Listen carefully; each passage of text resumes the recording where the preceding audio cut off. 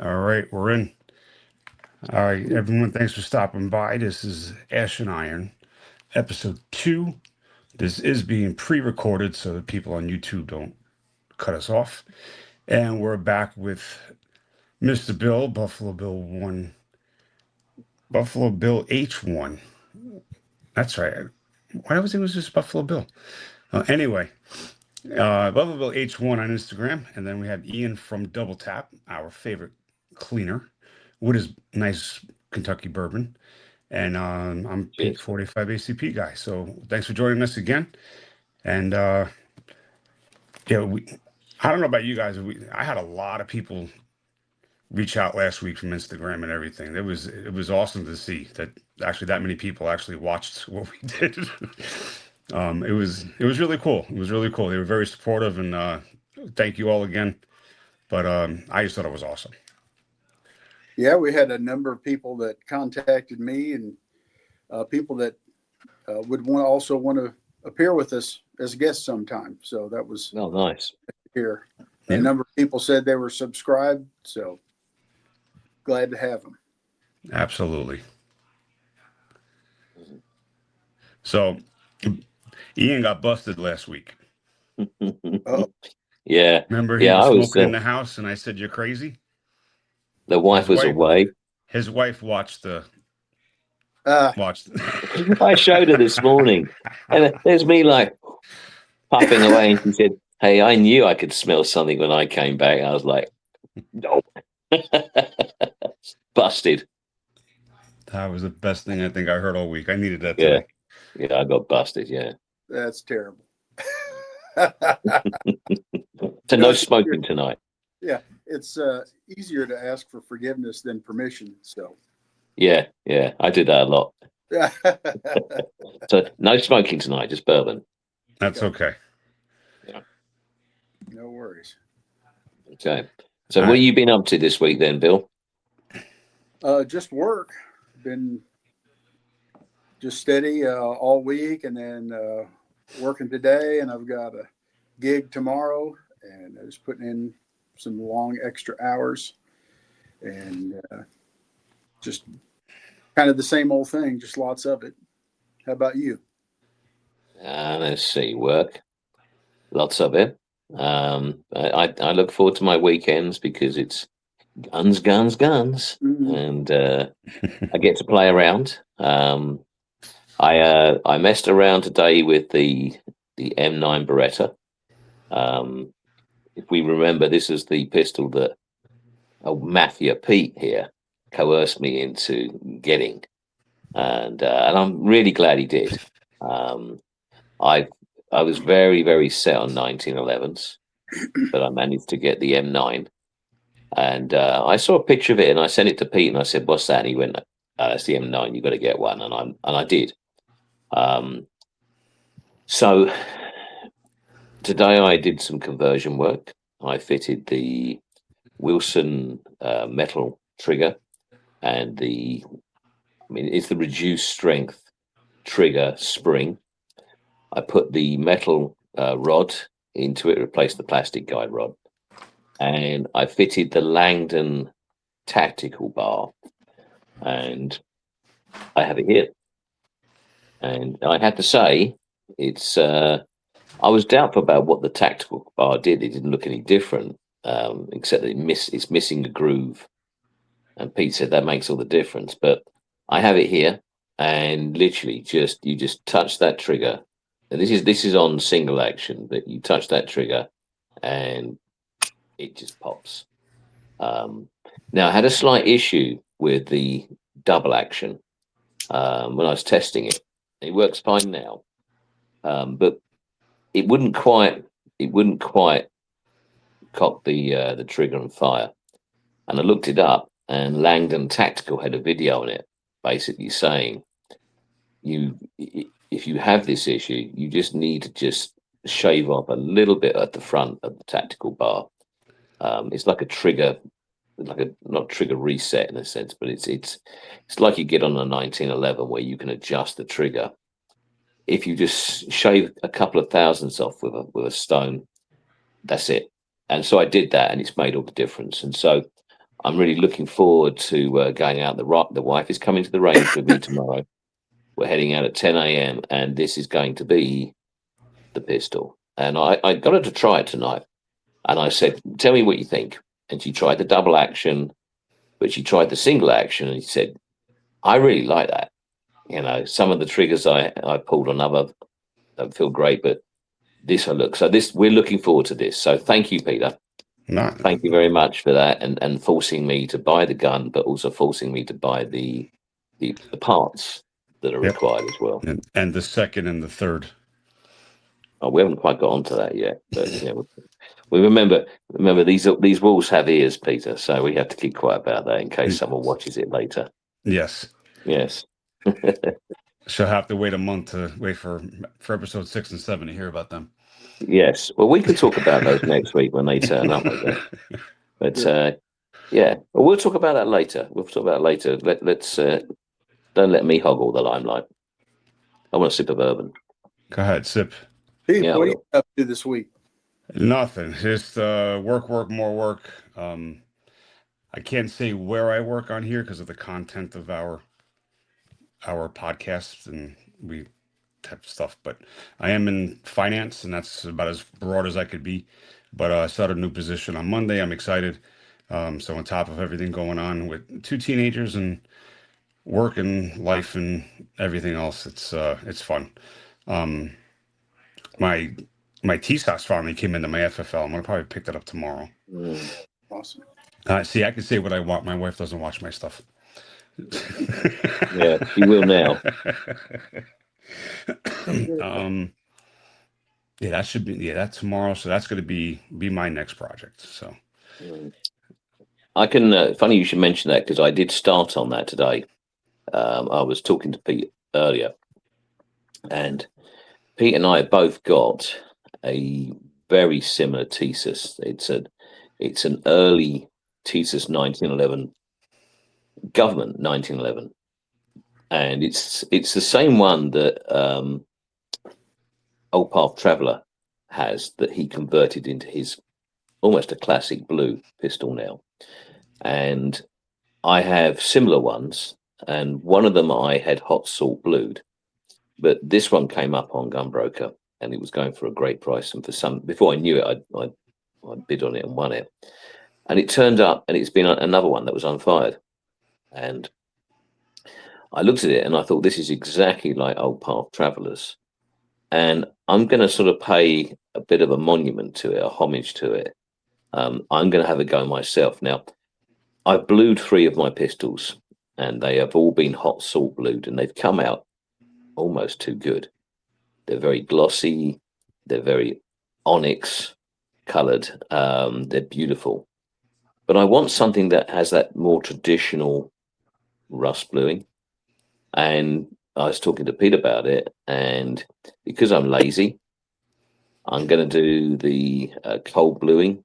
I'm ordering it from Amazon tomorrow.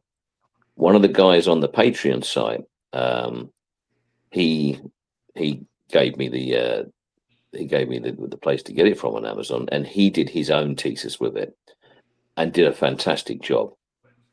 He just said, you just literally wipe the bluing over and that's it. Now, does it last like the hot salt bluing or the rust bluing?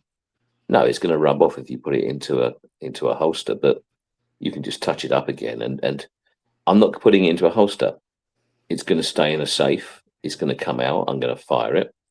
I'll take a photo of it, and it goes back in the safe again. So I'm interested in doing this, and Pete's got one as well. So we're going to be thesis blue buddies in this project. Tell us about yours, Peter. Oh, I don't have it yet. I just spent all that time just building you up for your grand entrance there, and I haven't got it yet. Nah, I'm getting it tomorrow. The shipping was backed up, and like I said, with work, I couldn't get down there in time to get it. So, and I was just being lazy today. But yeah, tomorrow morning I'm getting up, and I'll go grab her. See what she looks like. I got to order some springs, change everything out, and my usual stuff with it, and might have it sandblasted. So yeah, well, because I'm not sanding anything ever again. When one of the guys on Patreon was saying how to, how he got rid of the Cerakote, and he said he thought his was Parkerized, but I bought the same chemical that he did, and it didn't take the stuff off. In the end, I ended up trying to sand it. So on Monday, I'm going to my gun guy, and he has a sandblaster, and I'm gonna blast it, and then get the Cerakote off. And I'm also going to do the same for a Rock Island I bought. It has nickel. We mentioned about it last week, and the nickel has basically started to flake off, and it fires superb. But I'm going to I'm going to take off all the nickel, and I'm going to cold blue both of them. What bluing are you thinking of doing, Peter? I'm gonna probably go with rust. Okay, you've done that. You've got experience, haven't you? Yeah, like I said, this one, this one came out beautiful. So, I mean, if it works, don't change it or don't fix it. So I'm just leaving. I'm stick to what you know, and I'm just gonna use that just use that, and yeah, I mean, I might touch up. I mean, after a while with the cold blue. I mean, I have cold blue here somewhere, but I just like my little concoction that I make with the rust blue. And see, when I rust blue it, when I don't card it all the way down, um, I actually paint it on with a brush, let it sit. When it gets orange, I just like wipe it off really, really good. Put another coat on and just keep doing it that way. When it's done, I boil it, and all that orange turns black, just like that, or blue, black, whatever you want to call it. So could you then, for me and for our audience, could you sort of tell me what it is, just the basics of what rust bluing is? Because I don't know. Maybe I should do one of my pistols cold blue, and I should learn from you the process of rust bluing. I mean, but could you tell me? It's just a reaction with the metal. It has to be. It cannot be stainless. It has to be carbon, and it's just there's three. I know it's peroxide and two other things. I don't remember what it is off the top of my head. I have all the measurements written down, but it's you mix this together, and it's just a reaction to the metal, which is the same like with the salt bluing. It's just a reaction with the metal, which just makes it turn. Salt bluing's different in that you just dump it in for 5 minutes, between 5 and 10 minutes, and out. If you're happy with it, it goes straight into the oil. It goes into the water, gets the chemical off, and then it goes into the oil, and then wipe it down. And then there's no carding it. There's no messing around with it. You have to get it perfect before it goes in. But so with rust bluing, then what's the process? You strip it of metal, and then what do you do? Strip it down. I blow torch it first. All right, I have a little blowtorch. I just heat up the metal. I mean, not too much because I mean I have to like grab it and move it, but surface heat the metal just to open up the pores. Put the solution on it. Wait 5 or 10 minutes or until it starts turning orange, and then I wipe it off. Put more on, and like I said, I mean after four or five coats, when you wipe it off, if you don't see anything changing, that's pretty much all it's going to take. All right, and then I just have a big pot boiling. Outside, of course, my wife would kill me in our kitchen, but once it's orange, I just like literally put it in the pot, and it turns it blues itself. And then from there, if you need to get some steel wool or anything just to smooth out any, you might have one or two spots that are darker than the others, but like I said, just to smooth it over, just to make it look pretty, and that's what you do. And then you let it sit in oil, and some people say oil, some people say kerosene. I don't like keeping kerosene open anywhere even near my house, so I soak it in just oil overnight, or at least 8 hours, and take it out the next day and wipe it down and put it back together. Okay, so this is the deal then. I'm the first one I make the thesis. I'm going to I'm going to cold blue that. And if it comes out all right, I might cold blue the rear. But I've got a third pistol. I have a Mark II Thesis Stakeout. And I marked that it has that Tenefer quench coating on it. And I marked it by accident, and it's been there, and it's up. It's only very slight, but I can see it, and I don't like it.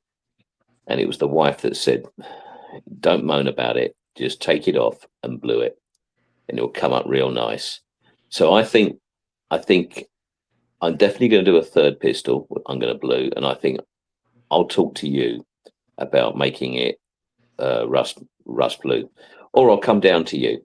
I'll drive down to you, and I'll rust blue it with you. And if it don't work, it's your fault.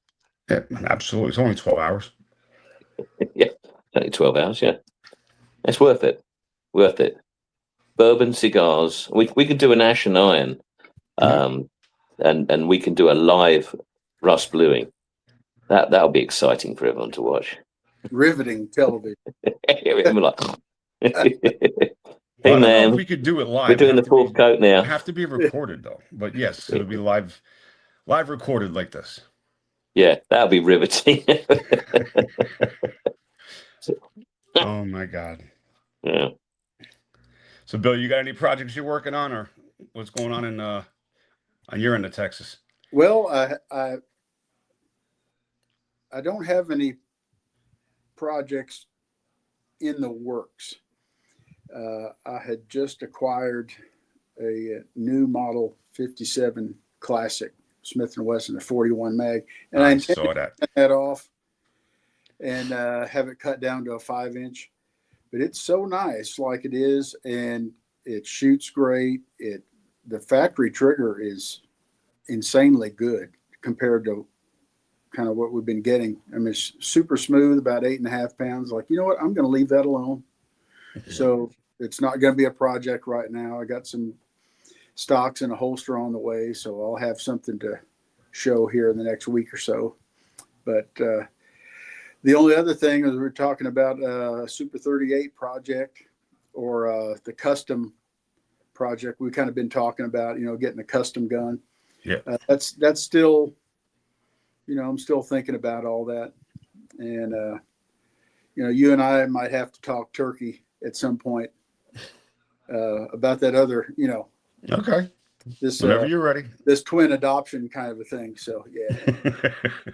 But if it happens at B38 in some format. Yeah, right. But I don't have any of those irons in the fire at this moment. So I'm going to say something that's going to piss off Smith and Colt fans in one sentence. Uh-oh. And only I can do that. Why don't you make that 57 into a Fitz? Ooh. I just pissed everybody off. Piss them off, yeah. A 6-inch fit. Yeah. I'm not sure I can wrap my mind. Well, Ian, I don't think Ian's not a revolver guy. So Fitz was what was it, back in the 20s or 30s, Bill? Yeah, yeah, he was a detective or a cop or whatever it was, but he cut off this part of the gun. All right, made this flat with the bottom, and the trigger he cut he cut this piece out.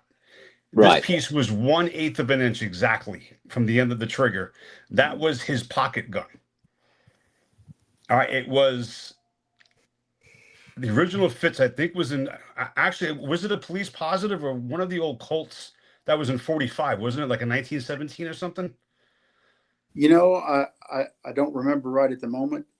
It might have been a police positive or a new. I don't know if it was a new police. Or new police or something, but it was a 45 ACP moon clipped revolver that he cut down to 2-inch barrel and cut all this and that was it. So that's a Fitz special. And yeah, a 41 Fitz, that would be freaking awesome. That would be insane on an end frame. That would be a large Fitz. I don't know if you could put that in your pocket. Well, I have some bib overalls. It would go in the pocket. Yeah, a sweatshirt, just something with a hoodie or something with a pouch. Yeah, that would work. But yeah, I just pissed off both Colt and Smith and Wesson fans in that one sentence right there. You know, they most of them. Yeah. They know a fellow's got to dream a little bit. Oh yeah, that'd be cool.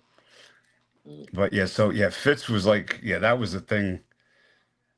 Yeah, those are sought after gun. He didn't make very many of them, and the ones that are made now are just yeah, whatever they want to, whatever you want to cut down, you just cut, and that's it.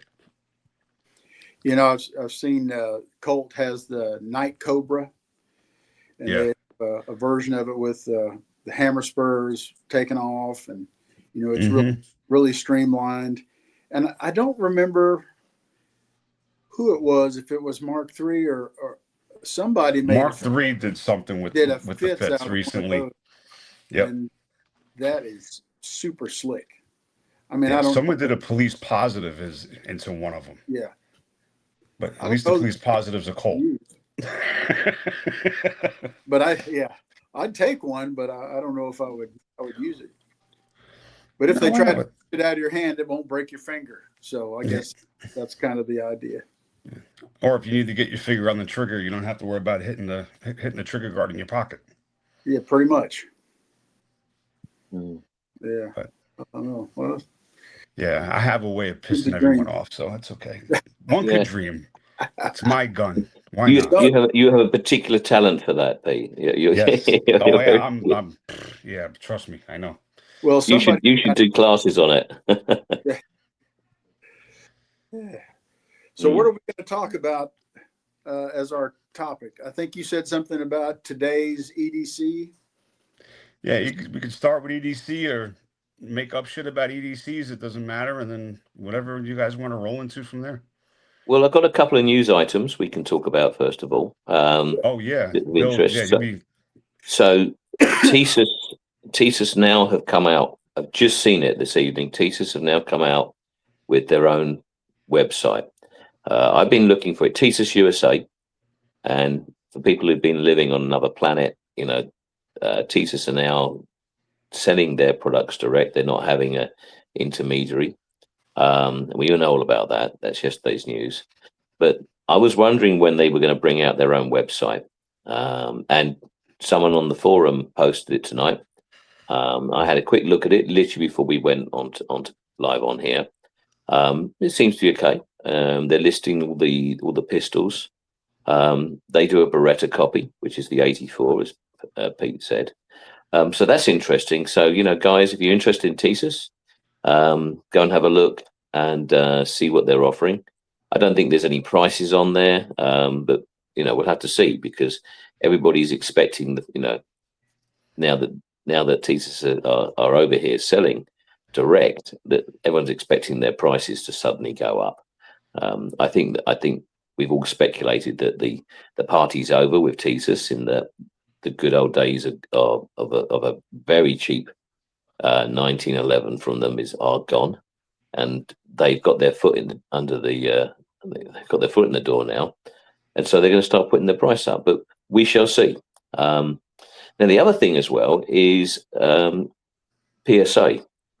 PSA, I obviously get the emails through every day of all their special offers, and for quite a while, all the TSUS offers, I always used to look at them just for that. For about a month or so, maybe 2 months, they disappeared. PSA was no longer offering any TSUS offers, and for obvious reasons. But they're now starting to do special deals on the Mac 9, $300, $400 less than the listed price. So not bad if you're looking for a Mac 9. But the one that caught my eye, and I think caught the eye of quite a few people on the Patreon forum, was the MUSOC.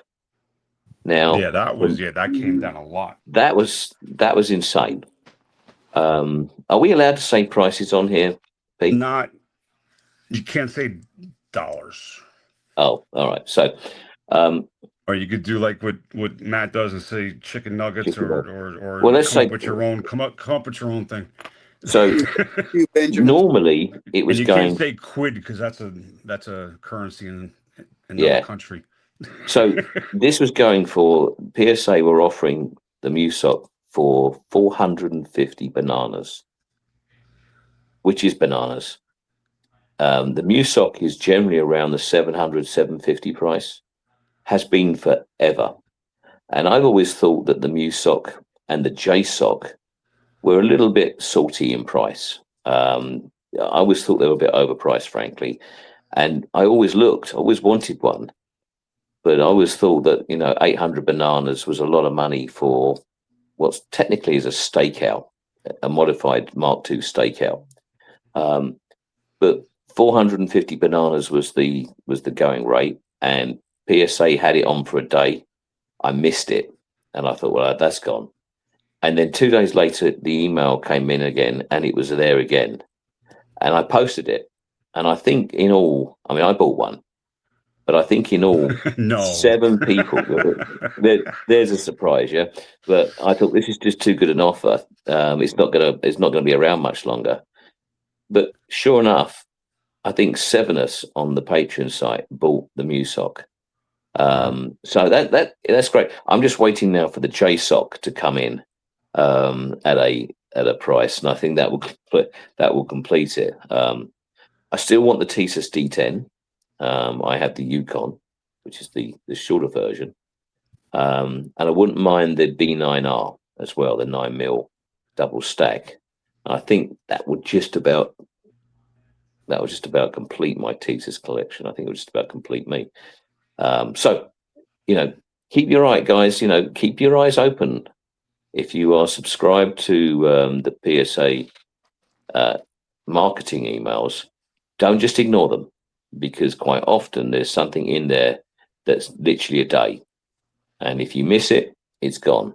And they can have these fantastic deals. Cool. Yeah. Yes, sir.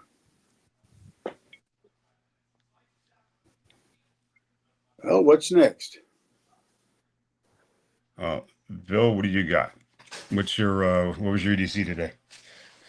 Well, since I was working at work, yeah, your EDC is a lot more than everyone else's. Well, Canon. It could be a 1911, but today let me get in front of the camera. Gen 517. Oh. Duty gun. And of course, my always gun, which I always have on me, is it's a 432 ultimate carry with the titanium cylinder and the hammer forge hook grips on it. And it's about I like those grips. It's about a 12, 13 ounce package, 32 mag, and so you carry both. You carry both of those, do you, Bill? Yes, one's in a like a duty holster, and then the other one is somewhere. Back up. Somewhere. For sure. Yeah, I get it. And you're out there putting your life on the line, man. Yeah, well, I try to be ready. Some of the younger guys, they don't, backup guns. That's what you did, 30, 40 years ago. Like, I never quit, but, try to be ready. Have a rifle. Well, it's better never to need it, isn't it? It's better to have it and never need it. Absolutely. And you can, my other, if you want to call it a pocket gun, is a Glock 42. That it weighs so little and it's so small it disappears in a pocket or an ankle holster. This thing is the same way. It disappears. It weighs nothing. Of course, when I was on patrol, you're carrying around 40 plus pounds of everything on your vest and your belt.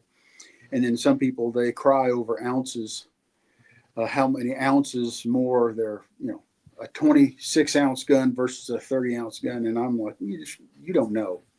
Quit whining. Yeah. So like, yeah, I don't want to be ugly and say, shut up, but shut up. Yeah. Nothing. Yeah. You're not complaining about all those extra donuts that you carry around, yeah? Thank you. Yeah, I got to have space for all that.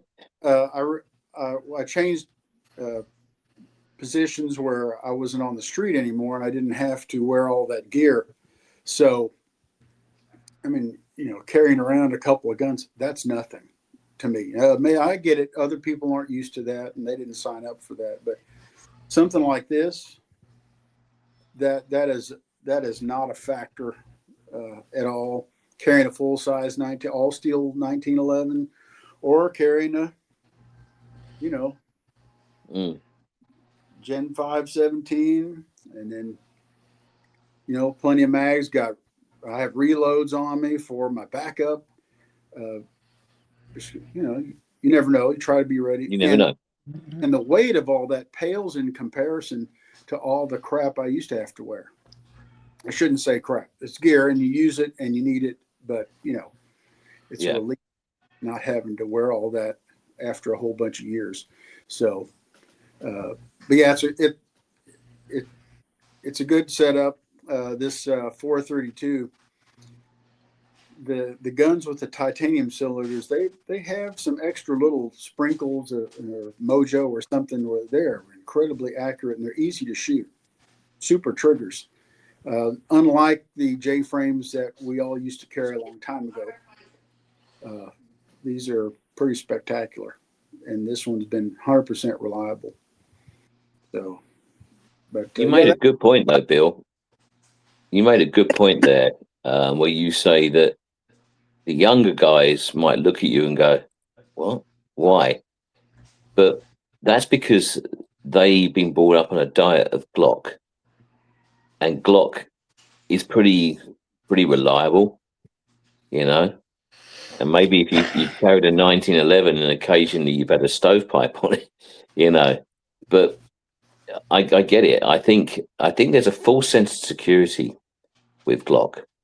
They are super reliable, and that's why if I was a younger person in the police, I might say, you know what, I don't need anything else. This is all I need. I mean, technically, on paper, Glock 17 is all you need, isn't it? Really, you sure. know. Um, Right. but you just don't know. Well, if you get in a fight with somebody and it jams, or there's a fight over the gun, or you have to try to retain your gun in the holster and find Right. some other intermediate weapon, or if the guy's trying to grab my gun out of there, I can try to retain it in the holster and deploy my backup gun, Hmm. Hmm. which you know I don't want to make generalizations, but if it's a deadly force threat, you employ deadly force from a secondary weapon, okay, but it's a mechanical device. These things it's not unheard of for a Glock to malfunction or any other gun to Hmm. malfunction because it's a mechanical. Chemical advice. Yeah. I like the insurance. That's not a guarantee either, but I like having an extra advantage. Or if you start fighting with some knucklehead and your gun gets away from you, I have another option, or some whatever. Yeah, you get a stovepipe, or you know, I'm not standing on the range flat-footed, in the proper stance, and I might be, or if I'm in the car and I don't get a good lock for the slide to reciprocate against because you're out here in the free air trying to use your gun because of the circumstance you're in. Uh, in case it doesn't cycle all the way, or you have to use it, and because of you're entangled with somebody, it doesn't go back into battery, or a slide catches on clothing or something. I mean, anything could happen. I like having uh, another option. Now, I'm and really that's glad that you explained that. I'm really glad you explained that, Bill. and You that's not know, to take anything away from the Glock. They're fantastic tools, no doubt about it. yeah. That's why he has one. Is it a is it an heirloom? type No. gun. No. No, but if you need a hammer to drive nails, if you know how to swing this thing, buddy, you can drive nails every time. I mean, there's Yeah. not a thing wrong with them. Is it my favorite of all time? Well, it's not about that. It's not necessarily about what I like. It's what works. You know, And reliable. and reliable. And yeah, that's what I'm getting at. And yeah, my shooting 1911 for years at work, same thing. I had a reliable gun, but I always had a backup. Yeah, just in case. I didn't want to go down to necessarily take us down a rabbit hole of that, like work related stuff. No, I found that very interesting because, you know, I'm not in law enforcement. And I would say, you being my friend, I'm very glad to hear that you have the extra backup gun. And I will salute you for that. But I'll also salute you and say thank you for all your service. So thank you, my friend. Yeah, I'll drink to that. Hell yeah. Mm. Mm. Well, I Thank you. appreciate it. Yeah. You don't have to thank me. I got into it for the money. Oh, Of course, right? we know. We know that. We know that. We're just trying to, you know, make you out to be more of a hero than you are, you know. They left a couple of zeros off the check. I don't know what happened. Yeah, every employer does that, my friend. Yeah, they all do that. So No, man, so are we?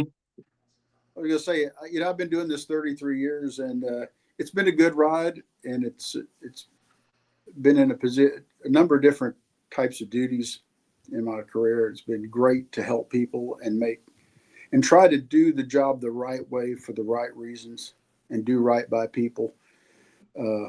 You know, you hear some of the stuff in the media about police this and police that. And it's like, well, you know, we're here trying to do it right where I am. And Yes. I go home and I can sleep with a clear conscience knowing that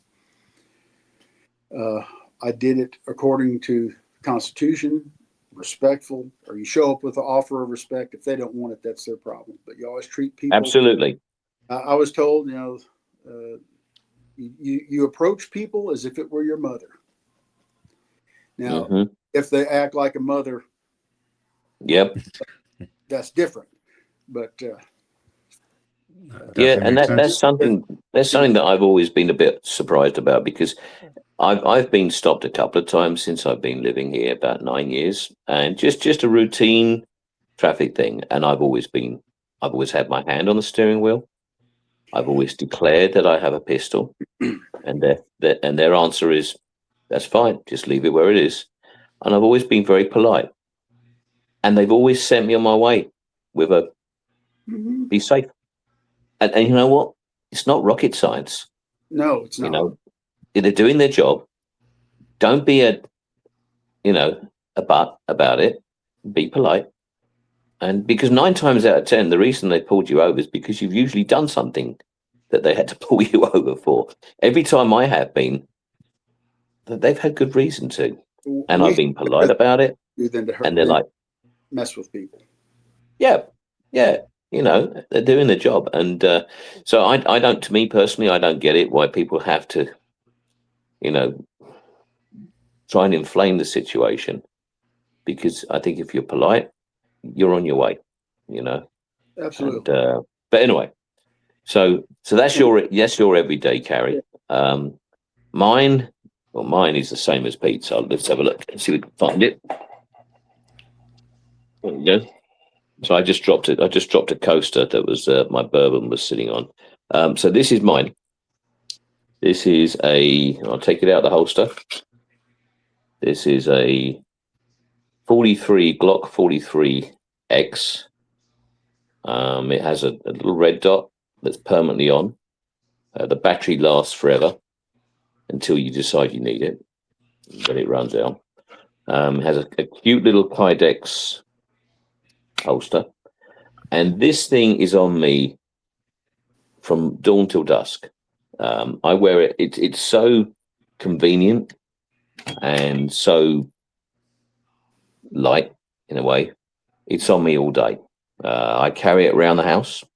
If I carry it everywhere. I do carry larger pistols, but to be honest with you, I forget, and this thing's on me all the time. and it has the aftermarket 15-round magazine, so it's pretty good. And because we all know now that Glock is now bringing out their own version of their 15-round magazine to the 43X, which I'm going to get some. The 10-round magazines I've got a few of, but the Glock 43X, fantastic pistol, and that's my everyday carry every day. What we got here, Bill? Sorry, I just noticed that there's a reflection in the fan Oh, going on, and Oh, that's it all looked right. very bright from here. I noticed that 40 minutes ago. No big deal. Oh, you should have seen. hey, Bill. Bill, you look a lot more handsome now. Oh, yeah, thanks. I'll take all the help I can get. So, Pete, what about your everyday carry? Well, you guys are in Texas. I'm in Florida, so my carry goes depending on how high the humidity is and how hot it is outside. So normally, well, this is my bang bag. All right, it's like an over the shoulder, like I don't know what it is. MTAC makes them. They're cheap, but my wallet's in here. I got my 43X. So like I said, Yep. This is just like I have medical in here. I have tourniquets. I have clot. I don't know, Bill, you didn't get into that, but like stop bleed packs and clot and chest sealing kits, and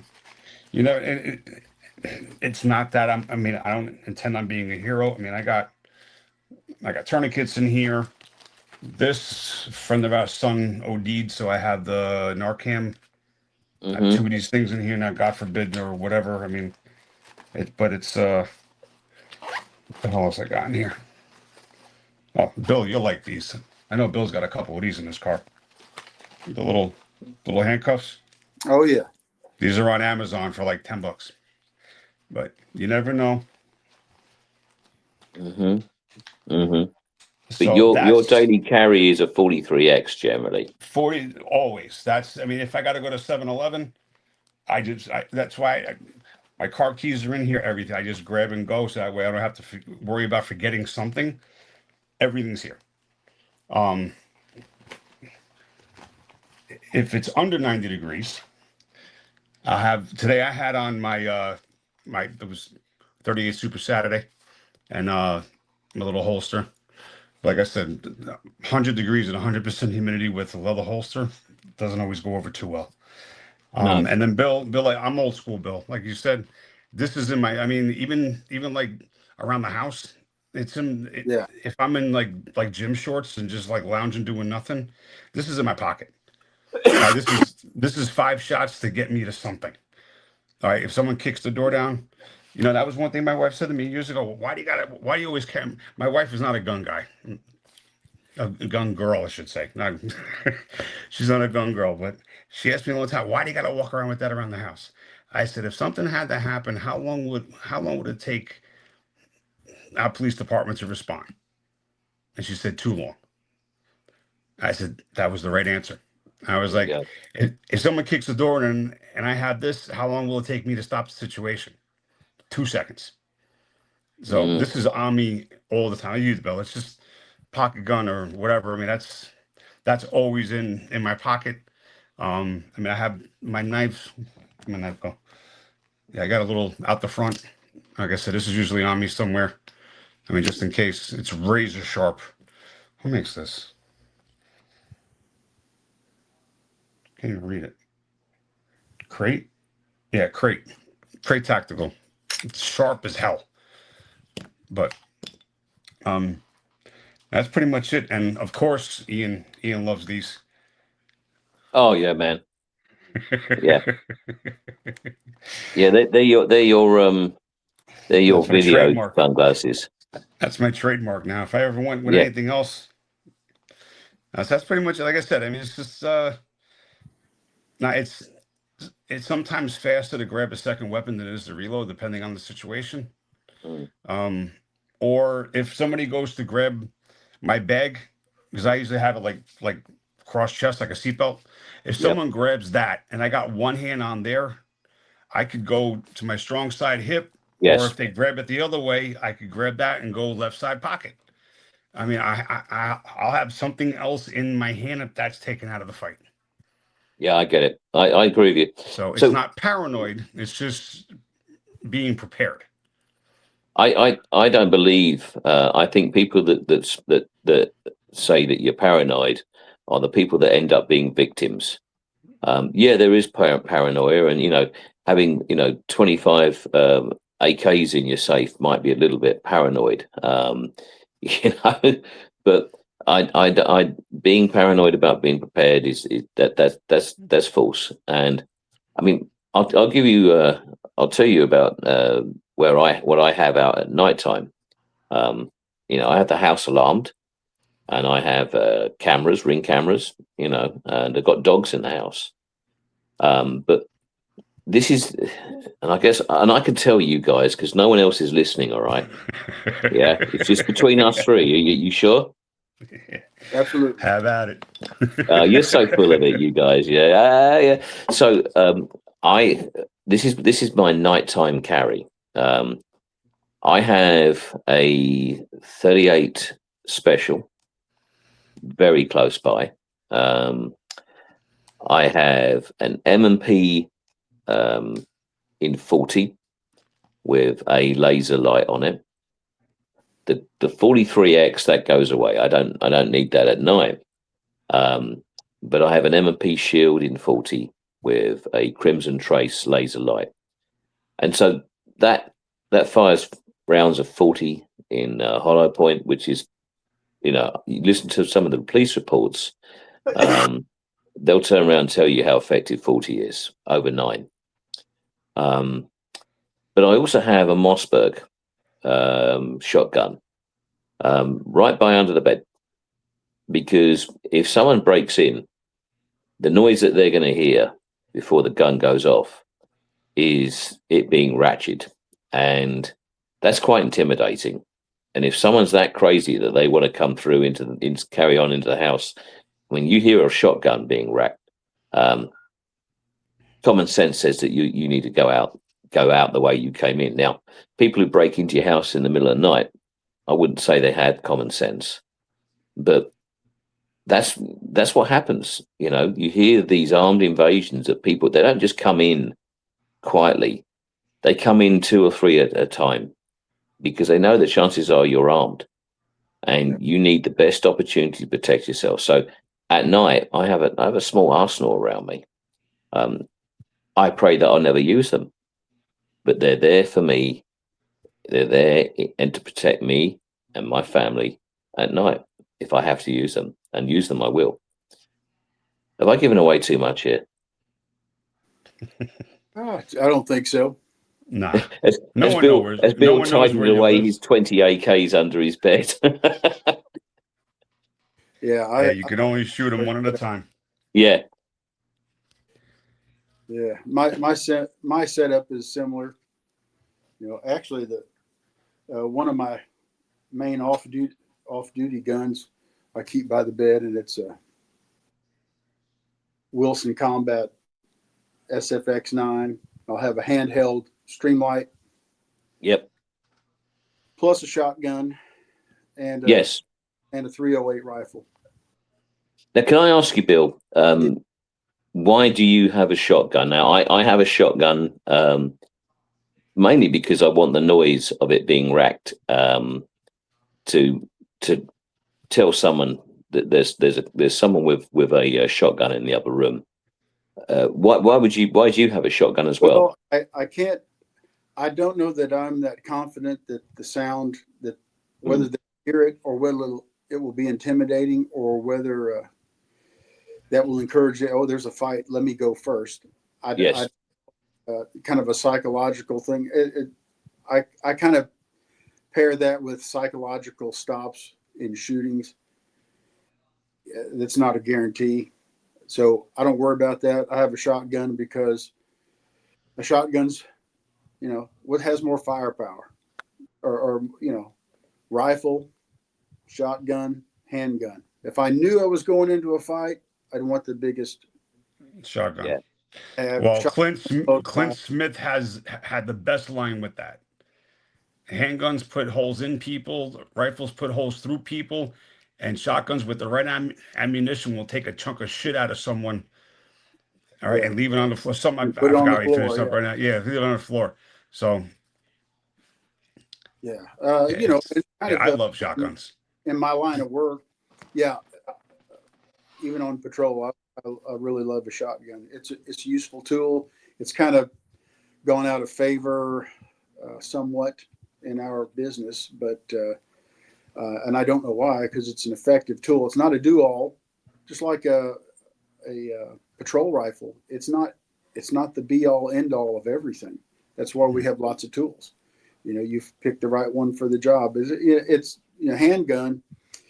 That's when stuff hits the fan. You're not Yeah, expecting something, but that's what I have right now. If I yeah, know I'm going to something where stuff's going to hit the fan or it might hit the fan, bring your biggest, baddest, most effective, or whatever that situation might require. It may be a rifle, it may be a shotgun, or because of the nature of what it is, it might be a handgun. hmm So, but when you have the opportunity to choose, hey, you're going to choose the most effective tool for the job at hand. So that's kind of why I have a shotgun and a rifle by the bed, plus a handgun. I know where everybody is in the house, and I know my way around the house in the dark, and I know where all the spots are. If I need to move forward, hide, take cover, back up, hide out, and if they come through the door, I know all my angles of everything. Where if I'm hmm a handgun versus a shotgun, because double aught buck, that's no joke, and it might pass through some of your walls, or I know there people have different tests and different opinions about all that, but I know which way I'm going to want to shoot. How it will go down, I don't know, but if I do my part, if I'm able to do my part, I'm not. I'm pretty confident in using the shotgun, even the rifle, but shotgun would be the first option, and handguns right there. So I know that's my philosophy, and depending on what's going on, that may change. Can I ask you, Most, Bill? I in my shotgun, I have solid shot, only because when I take it to the range, which isn't very often, you can't have bird shot. You've got to have solid shot. That's the only way the only thing they let you fire. Um, what would you recommend for home defense at a nighttime seminar if you had a shotgun? Would well, you recommend solid shot or a bird shot? I hear people say, "Oh, you can use bird shot." I'm not shooting birds, and I'm not trying to put supper on the table. Okay, this is serious, and I want the most serious rounds I can, Yeah, get out there. And so it's buckshot, and then I have slugs on board. You think, well, God, you'd shoot that in your house? Well, I don't know, but I want to be prepared. yeah, If I'm in the house, and the longest distance I could shoot, if something was going on, and for whatever reason the buckshot wasn't effective, and I wanted to try a slug, I'll do that. But it's just being prepared, being ready, and I'm not, bird shot's not a guarantee, and I don't Mm. want to get so close to somebody that bird shot is going to be I incredible. guess I miss. I didn't. I wasn't quite correct when I said bird shot. I meant buckshot. Oh, okay. So buckshot. I guess the question is, I have solid shot in my shotguns. But would you say that there's a major advantage for one over the other for home with over buckshot or solid?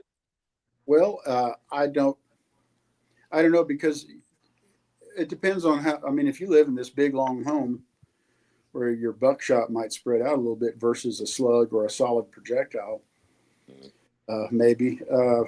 If you can hit the target, both are certainly going to be effective at like the typical distances inside your home. I don't know if at that range, if one has a particular advantage over the other because either one would be devastating if you land it where it needs to go. Yeah. No doubt about that. Maybe a slug passing through. If you have rooms or you have a lot of people in your home and you're worried about where they might be, that there could be a discussion about those things, I guess. But I use Federal Flight Control and the 8 pellet, and they shoot a nice tight group, even at longer distances. So, is that a tremendous difference than the slug? Well, maybe not, or some kind of solid. Mm-hmm. But both would certainly be effective indoors. Oh, I appreciate the advice. I've got slugs in mine, and I guess I'll keep mine in there. As I say, I've got other weapons that I could use for defense at night. But I think that thing going through the walls and the doors is going to be quite effective. If you lived in an apartment building and had a variety of neighbors, slug. Not such a good idea. You might want to rethink that a little, just a touch. But having something that is effective for the space you're in and for the job you need it to do, that's kind of like which gun to choose. It all comes down to you and your situation, your ability, your preference, your all the things, right? And what fits you, what fits your situation, what fits your location, and you've got to determine that. In my house, I don't have any qualms about shooting a slug or buckshot. Right. And that's good advice. That's good advice for the people that are watching this. You can do what Bill does or what Pete or what Ian does, but that may not fit you and your situation. You got to find your jam with that and then roll with it. Yeah, Pete keeps an Uzi under his bed, so he just sprays it everywhere. I wish. Yeah.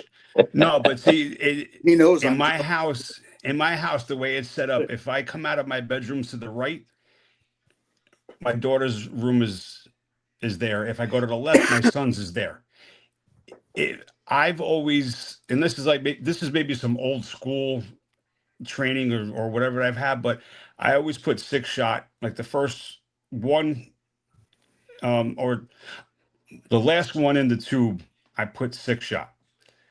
So if I had to shoot down the hall towards my daughter's bedroom, I don't want a flyer coming and going through her wall. That's my only concern. If I had to do from 20 feet, would it kill somebody? 6-shot, 7-shot? Maybe not, but it'll pepper them enough and stun them enough that I could get the second round in and get a better position and still be able to use my second, third, fourth, fifth, sixth, and seventh round. So, I mean, like I said, that's just always the thing. And like I said, it's just the next house I'm buying, I'm going to buy different layout because the way, like I said, my son's to the left, my daughter's to the right. And it's just crazy. But like I said, I don't want to, because someone asked me, or someone said, well, 6-shot won't kill someone. I said, yeah, but that one little double op buck that might go sideways through my daughter's wall might kill her. Absolutely. All right, and I will never forgive myself if that happens. Of course not.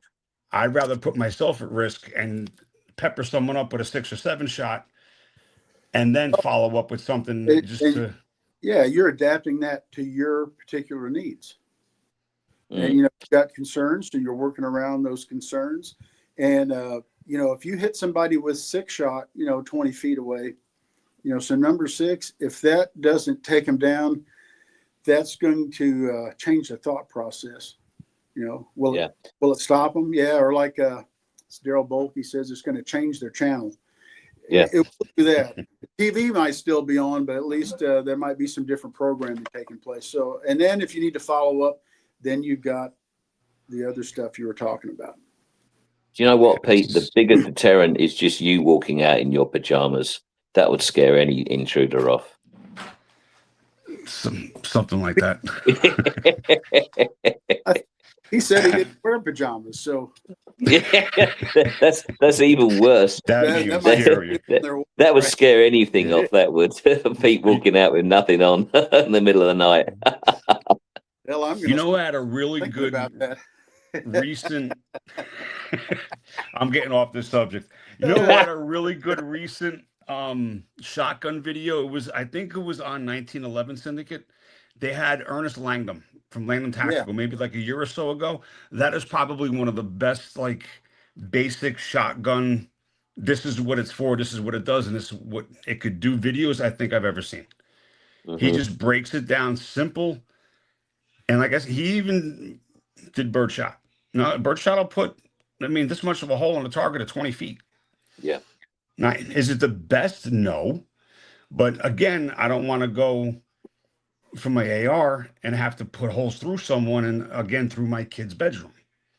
yeah. And an AR will do that. An AR is going to put holes through not your room, but into your neighbour's house as well. I don't That has the potential. give a shit about them. I'm worried about my kids. Yeah, I know. They play their music too loud in a way.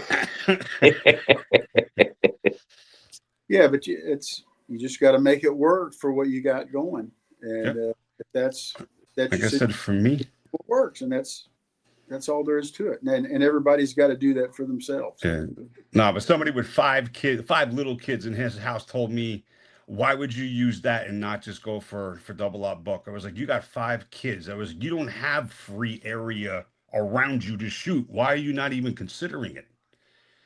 You know, Yeah. like I said, I mean, I could live with having to shoot someone twice. I can't live with having to accidentally hit someone in my house. Yeah, Yeah. yeah, I get That's it. the difference, and that's why I said that. And Ian, you know exactly what I'm talking about, the Yep, conversation. So, yeah, absolutely. like I I said, mean, from my situation, is it the most ideal? No. If it was just me or me and my wife, and nobody yeah, else was here, I I put the whole tube freaking double up buck. yeah. Yeah. I mean, But that's not my situation. yeah. I mean, Lord help you if you shot your wife. I mean, who on earth would be cooking for you all the time, Peter? I mean, you'd starve. I'm the cook in the house. Ask the kids. Oh, are you? Because you're the Italian. That's right. Yeah, you're the Italian master chef. Yeah, you said that before he got a chance to, Ian. Yeah. So, guys, there was a lesson learned I had today. I was going to talk to you about. I mentioned to Pete earlier. I picked up a Colt M1991 about 6 months ago, and now, strangely enough, it had been fired. I know every gun that I pick up is always unfired, but this one had been. But it had a hit on the trigger, and I spent hours last night. I have another M1991, and I swapped every component from one because the other one, and this is it here. This is what I call Mr. Black Beauty. It's an M1991. It was in 2000, and it was converted. Someone's put a different trigger in. They put a magwell in. This has a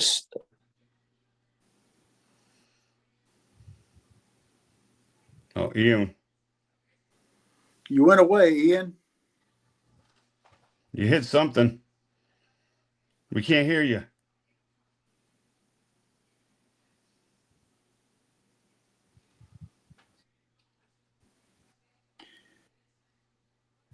We can talk about him, right? Oops. Oh, this is what he did last time, and it messed us up, Bill. Uh-oh. Now I can't hear you. Uh-oh.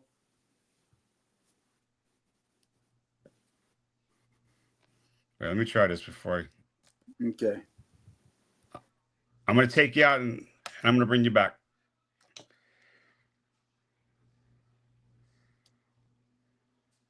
Here I am. All right. You there? All right, back again. Okay, guys. So I'm not sure what happened No, there. I So still can't hear you guys. What the hell? Did I hit something? Pete, what are you doing? I can hear you, Bill. I hear you too. Yeah, that's all that matters. Yeah. Pete's got the gremlins or something. I don't know what's going Pete on. always got the gremlins. That's as polite Hello? as I can Test say 1 that. 2. Test 1 2. We can hear you, Pete.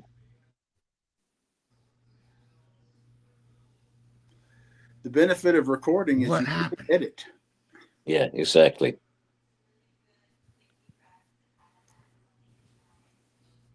And when you jumped off, Ian, that knocked Bill out. Oh, okay. Can you hear us?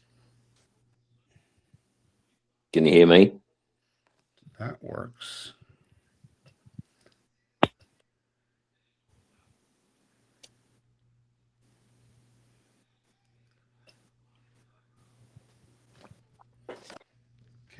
Edit mic settings.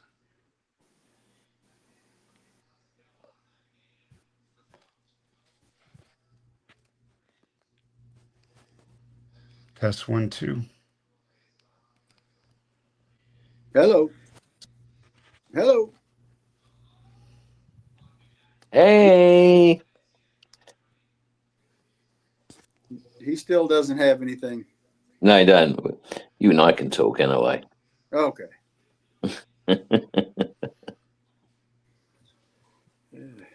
He's going to have to, unless we got to start all over.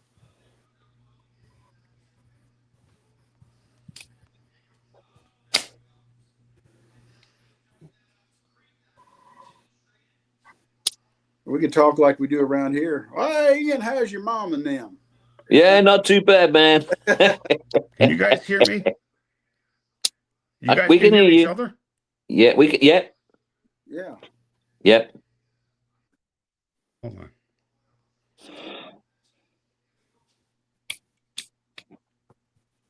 Hello? Hello. Hey. Hello. Hey, we're back. You hear us? Now Ian's not here. I am here. Well, shit. We got some major gremlins here. Hold on. You got Ian, you there? Say something. I'm here, man. I'm here. I'm here. Default speaker.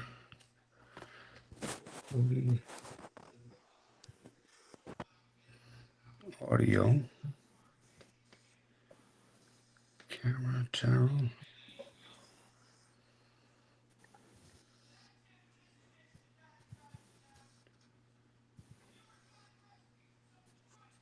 Yes.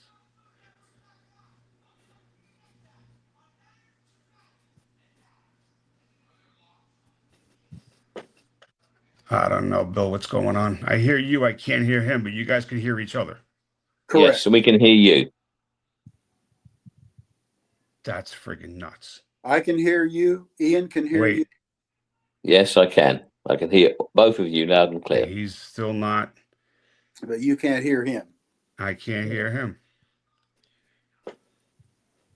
See, but Ian, when you mute your phone, it shows up muted here.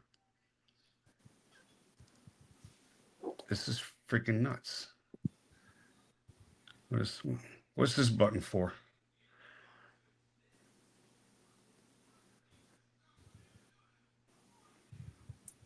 How's that? Might be the ejection seat. Don't do it. What's this button for?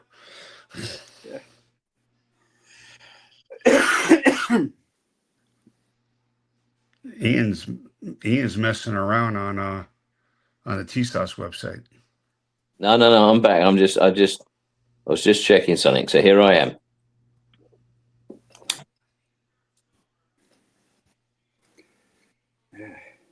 Double tap.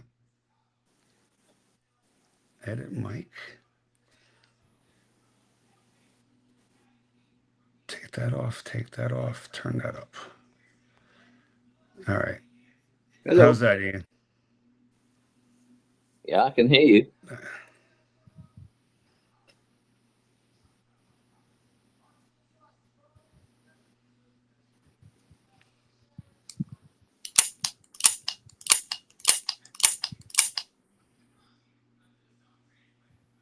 Shit.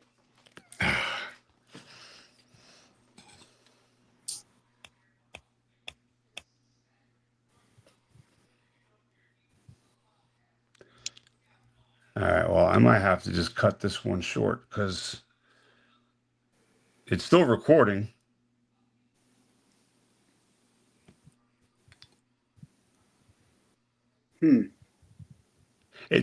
Bill, I hear you as clear as day. You two can hear each other, but you can't hear me. I can hear you. Well, you guys can hear me, but I can't hear Ian. No. Correct. Why don't I talk to Bill and then Bill repeats everything I say to Beck? Yeah, we can have a relay race like that. Yeah. Yeah. The beauty of editing. Yeah.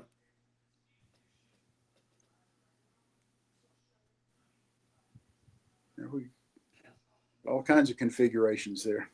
Oh my God, there's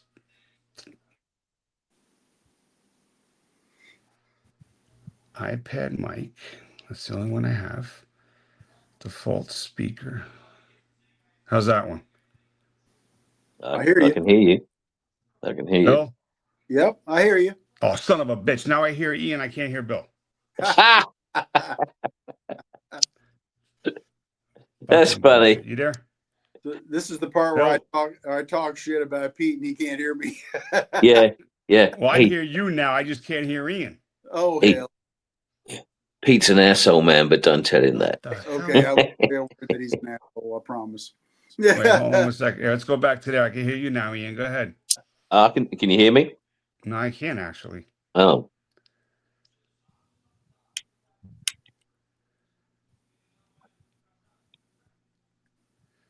Oh, fuck.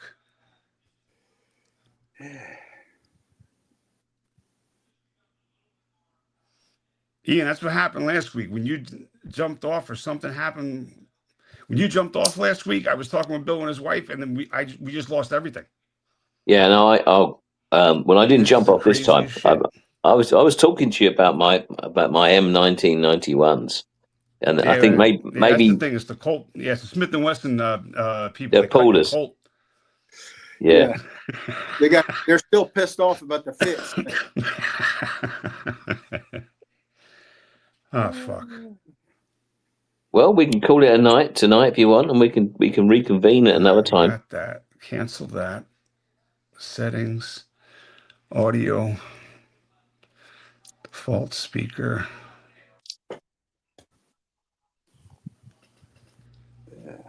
All right, Bill, you there? I'm here. No, I can't. Ian? Yeah, I'm here. No, I can't hear either one of you now. Well, do the opposite of what you just did. Turn us both on. Ian, what are you playing with there? I heard someone. I had the M9, and I've got the M1991. I got another M1991, and then I got a Norinco. They're a known name.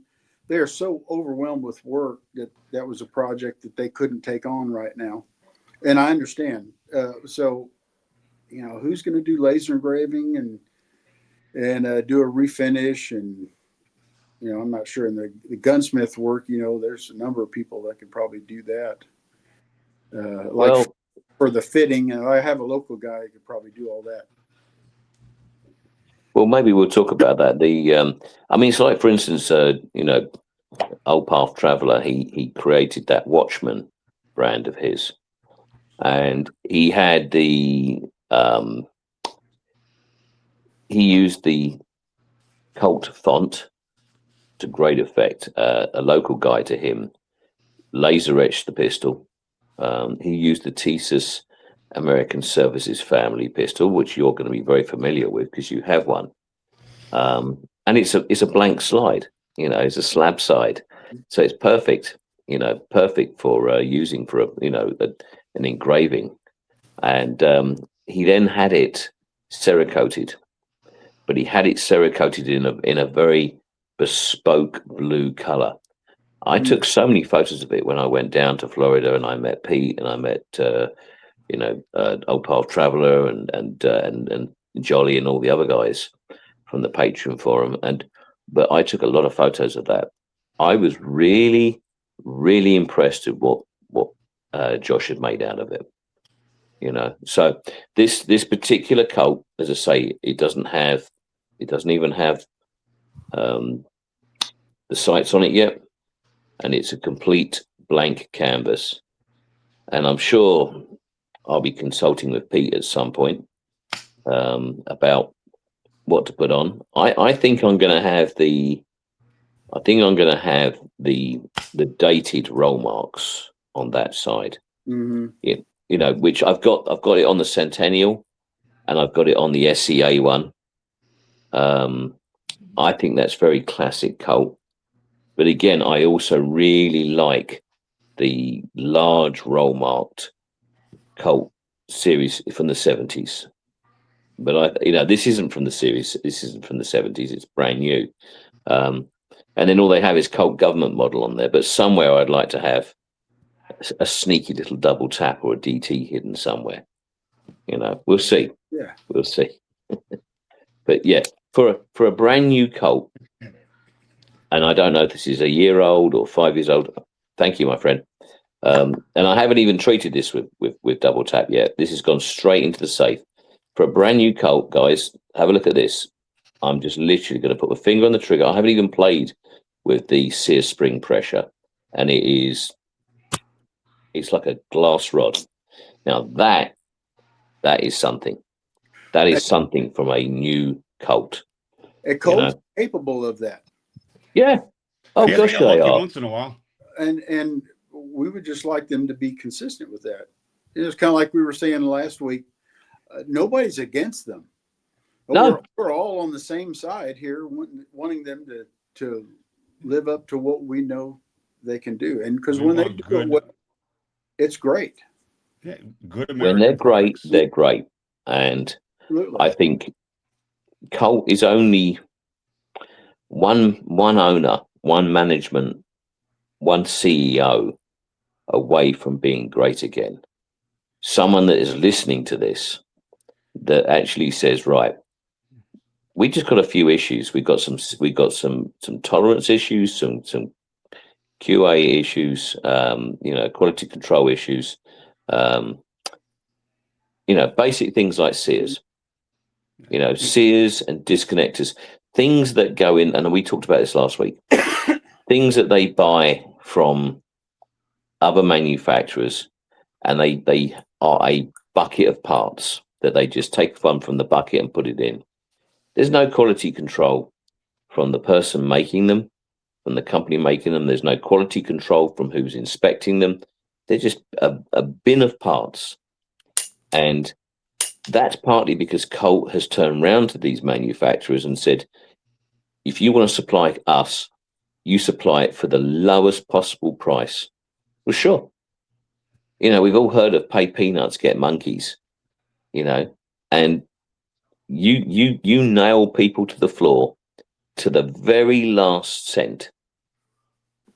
You're going to get trash, and that's going to go through your pistol. And that's why Colt is suffering. I think they have internal quality control issues, but also they're nailing companies to the floor in trying to lower their costs on outsourced parts. And these outsourced parts, like their Sears, people are going on video. I'm on video talking about how bad their Sears are, but I've got an M1991 here. This is made in 1992. And look at this, just literally just pull the trigger, £4.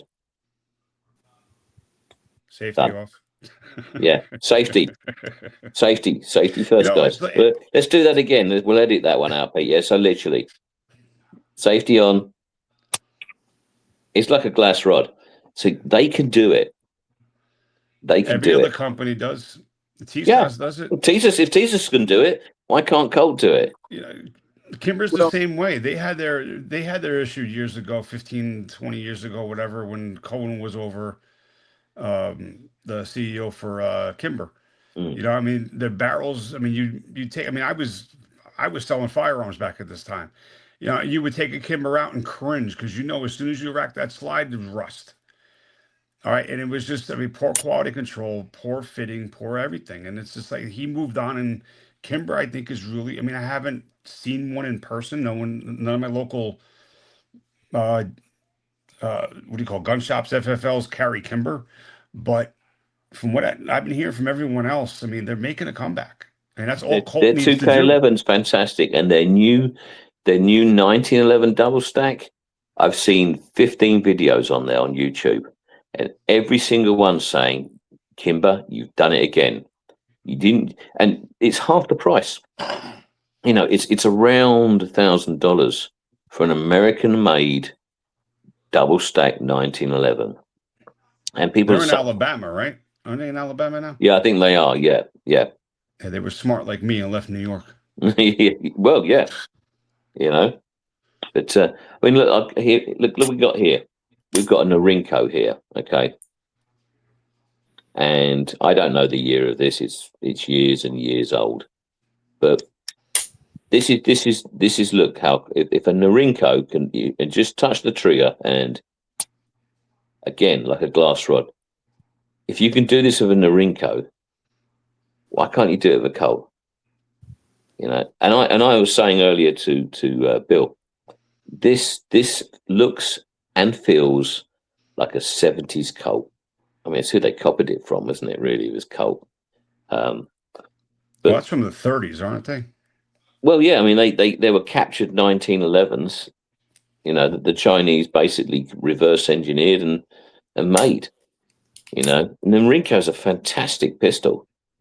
You know, I know there's the 1911 snobs out there that will grudgingly say, "Well, it's all right," but for what it is, it's a fantastic pistol. And before TSIS came along, these are the pistols that people would take apart and modify and use for shooting competitions because the quality of the steel was so high.